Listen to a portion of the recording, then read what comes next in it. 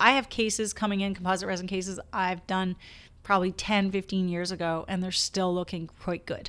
So, who's to say that we shouldn't be doing a lot of composite resin veneers? Who's to say it's a bad technique? It is if you don't know what you're doing and you don't use the right materials and you don't take your time and you don't plan the case.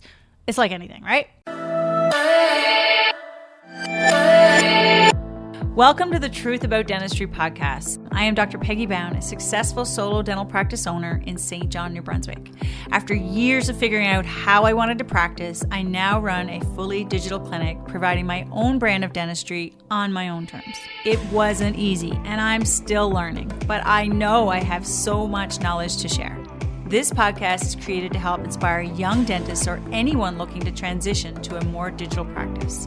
I aim to give you actionable step-by-step strategies to help you navigate the modern dentistry landscape.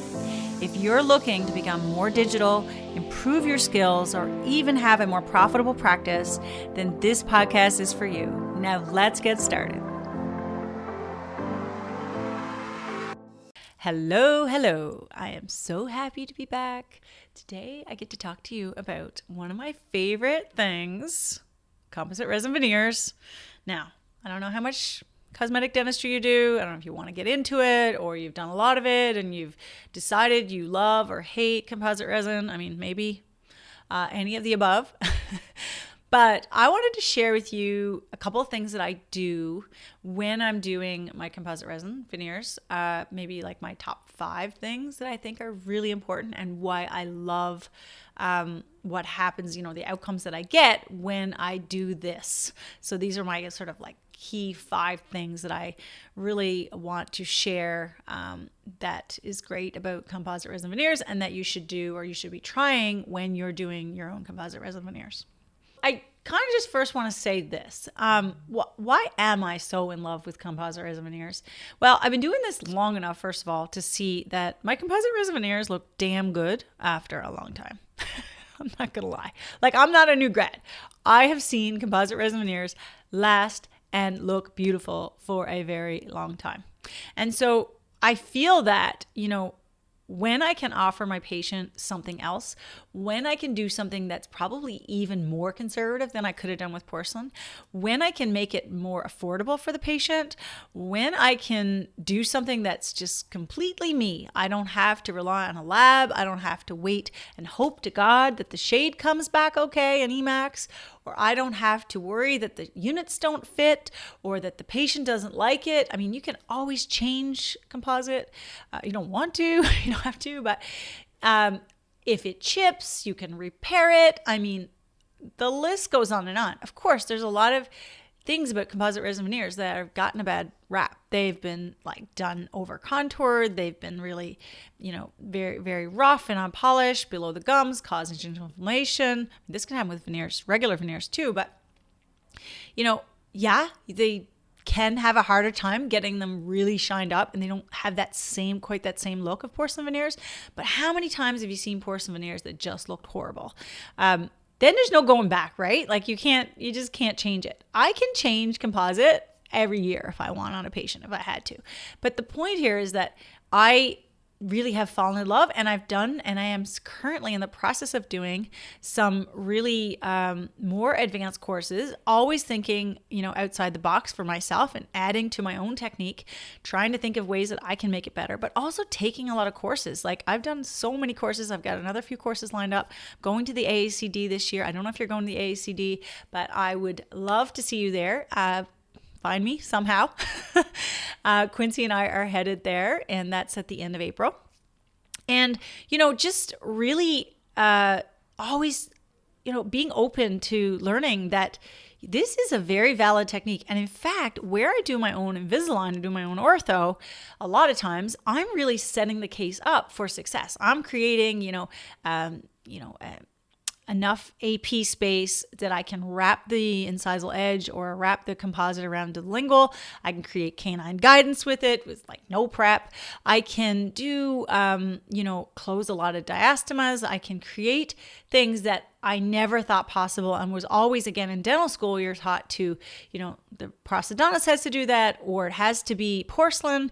And I'm just here to bust all those like myths, because if you do it right, okay, now I'm not saying you can just start doing it. You should take a lot of courses. Some of the courses I've done, I've taken Danielle LaRosa's course through clinical research.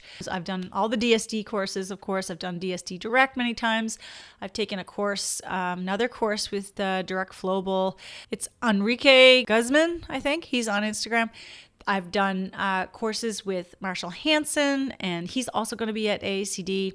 And then Rodri Thomas as well. I'm going to be taking another course of his coming up in the fall in Toronto. Very excited about that. And of course, attending the AACD. So I do feel that there's a lot to learn, and there's so many new materials, but you've got to also experiment, and you've got to be willing to think outside the box a little. But what you can do with it when you really study it and you take your time and you plan it out is incredible. So, and again, I have cases coming in, composite resin cases I've done probably 10, 15 years ago, and they're still looking quite good.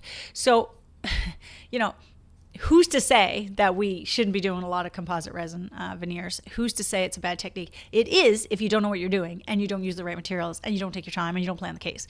It's like anything, right? But please, please, please give it a second shot if you really think that it's not for you, or if you are enjoying it, maybe take in some of those courses that I've done. Now, I do want to give myself a plug here, because when I developed the Modern Dentist curriculum, we have a core course that we offer, and in that there's a section on performance. And I actually go over, I actually show you all my techniques. So I show you BioClear, I show you, direct flowable, I show you freehand, and I show you, edge bonding. I show you a lot of things there. So if you just want to kind of like a quick, throw yourself into what are the materials Peggy uses and how does she do her cases, then please, please, please click the link in my bio on my Instagram, and I would be happy to have you enjoy that course as well, because that's going to be a lot less expensive and a lot less time consuming than taking all the ones that I've already done if you really just want to get started. The first really great tip that I want to suggest here is when you do the first central, so we're going to talk about having a guide and things like that. But when you do that first central, sometimes what you did in the mock-up or what you thought you were going to do for a shape or a length of a tooth changes, right? You sit the patient up. Now, a lot of times my patients are not frozen, so there's no anesthesia on these appointments, and the patients are there a long time. So we want to get moving. So it's a great opportunity to say, oh, we've got one done. Let's stand the patient up. Let's look at it. Is the midline on? Are the incisal edge position good? Is the emergence good? Is the shade good? Do all that. Now, some of that I learned from Marshall Hansen. He does that with his cases as well. And I really just want to say that there's so much value that can be gleaned out of that. And you can even do that with your next central and then your laterals. And, just as you go, stand the patient up. Make sure you're on the right track. You do not want to sit that patient. You've been looking at that patient upside down for 6 hours or 5 hours or whatever. And you're like, oh shit, the midline's off, or the teeth are way longer than they had to be. Like, that is not a good feeling. Don't do that. So sit the patient up, stand the patient up. I stand up eye level to them. I take photos, because sometimes what you see with your eye is different than what you'd see in a photo. So that's my first thing that I really want you to know. The next great thing you should do, and I learned this also through doing any of my composite resins, like with BioClear, with Direct Flowable, and with direct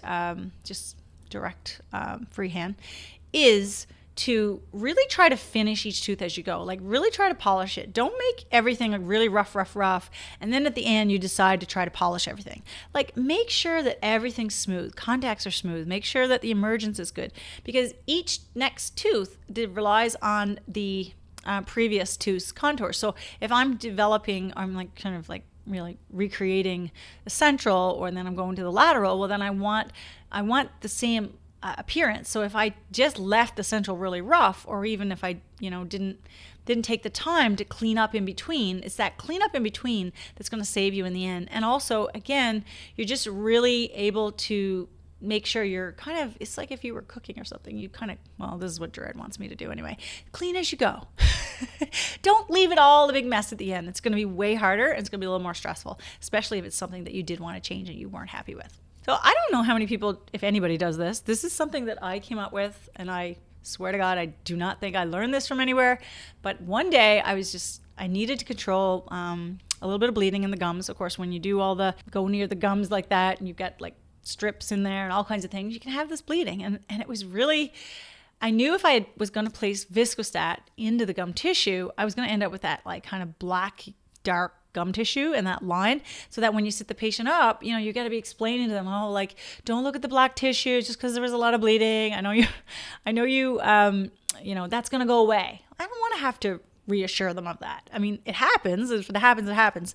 If there's a lot of bleeding, but you really want to make sure the tissues are healthy to begin with, first of all. But secondly, when you get that, one thing I decided to do one day, just looked at my little tray, and I said, like, what could I do to get the viscostat to be less potent or less intense, and would that make an impact on the shade of the gums at the end? So what I did is I grabbed my syringe of peroxide, which I always have peroxide as in a little syringe on my tray. I lay in the peroxide, and then I put the viscostat in there, and I kind of like gently move it around, so that way it doesn't cause any problems. This is not a material that's staying on the tooth. It's not impacting performance. And it's also like diluting the viscostat, so I get the control of the heme or the blood, but then I don't have to worry about the dark staining. So it's just a little hack. I don't know if it works for everybody, but this is what I do. And so I'll mix the peroxide with the viscostat, but I will not put the viscostat directly on the tissues. I'll put the peroxide in first and like lay a little drop there, and then I'll put my viscostat in and just gently touch around the tissues. And that seems to work. Now, you also then got to jump to the other side because you got to let that sit there for a little bit, but I hope that works. Number 4 is something after many long appointments. My assistant and I are not getting any younger. We're hovering around 50. So the two of us can get tired easily, and our neck gets hurt and our back. And, we want to be in this profession a long time. The other thing is it's a very long day for the patient. So if you're doing like 10, 12 units, the patient also needs a break. Now, when you stand the patient up to look at that tooth, evaluate each tooth as you go, that's a break. But if there's no time, or that's not really ideal, or that's not what's going on in that appointment, no matter what you're doing in dentistry, I think it's important to give your patient a break, give your assistant a break. I call them, again, it could be a bio break. It could be, let's go do an exam and hygiene break, anything to just break it up and make sure that you're sort of feeling your best throughout the appointment. One thing that we do, we support a local business who, has a health food store, and we will allow the patient to pick from a menu before they start their appointment, and they pick out what kind of smoothie that they would like to have mid-morning or late morning, because the patient gets hungry, and if they're really tired and hungry by the end of it, and you want to show them their smile and they're not feeling their best, that can be a problem. So for me, I would be definitely hypoglycemic if I had to sit through a long appointment and then look at whether or not I love my smile. So I want my patients to feel good as well. And we are going to start, by the way, Quincy, we're going to start ordering these smoothies for me and my assistant too. Yes, we are. The last one, number 5, is and I'm going to be talking about this if I already didn't release this episode, is to really understand the design. Have a template, have a guide, have some sort of putty, some sort of silicone putty or clear matrix that you put against the teeth, and you keep checking that you're on the right path. Like, are the teeth, are the incisal edges long enough? You don't want to find out later that they're not long enough. You don't want to, if you came up with a design, you want to use it.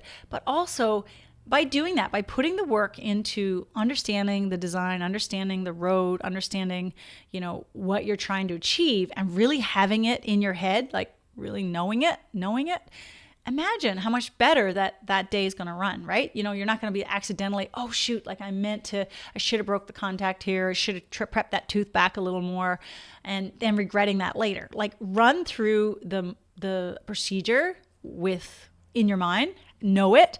And that comes from having a template, having a wax up, having a design. And that, my friend, is super valuable. And if there's anything I can teach you, that is something that I really think you would benefit from greatly. So let me know what you think of these tips. I hope that was helpful. And now you see why I love composite resin. And if you're going to be at AACD, please come find me. Quincy and I will be there, and I'll be posting about it, of course, on social media. So Quincy, you have to release this episode before we go. Thank you so much for listening. I really appreciate you taking the time out of your busy day to listen to this podcast. And again, hopefully I inspired you in some way. If you feel this was helpful, or you have any colleagues that you think would really maybe enjoy some of the content like this, we're going to be here every week. And I would so appreciate it if you would subscribe to my channel and also share this little discovery of this new podcast with your friends and colleagues. If you do want to reach me, you can certainly find me through my social media channels, Dr. Peggy Bound or Peggy Bound Dentistry, or you can reach me on my email, peggy@smilesbybound.com.